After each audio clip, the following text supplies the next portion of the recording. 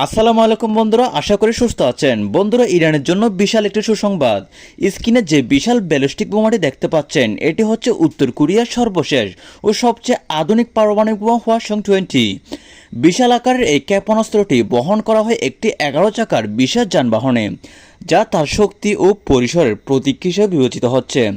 সাম্প্রতিক সময়ে উত্তর কোরিয়ার সর্বোচ্চ নেতা কিম জং উন নিজে এই ক্ষেপণাস্ত্র সামনে দাঁড়িয়ে ছবি তুলেছেন এবং এটিকে দেশের চূড়ান্ত প্রতিরক্ষা ক্ষমতা বলে ঘোষণা দিয়েছেন। বিশেষজ্ঞদের মতো হওয়াসং-20 একবার নিক্ষেপ করা হলে এটি দীর্ঘ 15,000 কিলোমিটার পর্যন্ত আঘাত হানতে সক্ষম, অর্থাৎ এটি যুক্তরাষ্ট্র, ইউরোপ কিংবা এশিয়ার যে কোনো স্থানে পৌঁছে যেতে পারে।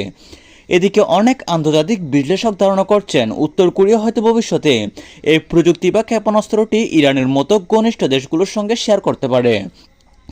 বিশেষ করে সাম্প্রতিক সময়ে মধ্যপ্রাচ্যের উত্তেজনার পরিপ্রেক্ষিতে যদিও এখনও পর্যন্ত কোনো প্রামাণিক তথ্য বা সরকারি ঘোষণা পাওয়া যায়নি, তবে মার্কিন গোয়েন্দা সংস্থাগুলো বলছে এই বাণিজ্য বা সহযোগিতা করলে তা পুরো মধ্যপ্রাচ্যের শক্তির ভারসাম্য পাল্টে দিতে পারে। বন্ধুরা, এখন প্রশ্ন হচ্ছে, হওয়াসং-20 কি সত্যি ইরানের হাতে পৌঁছাবে? যদি তাই ঘটে, তবে শুধু মধ্যপ্রাচ্যে নয়, গোটা বিশ্বের নতুন এক পারমাণবিক উত্তেজনার দ্বারপ্রান্তে দৌড়াবে। পুরো ভিডিওটি আরও জানতে হলে আমাদের চ্যানেল থেকে ঘুরে আসতে পারেন।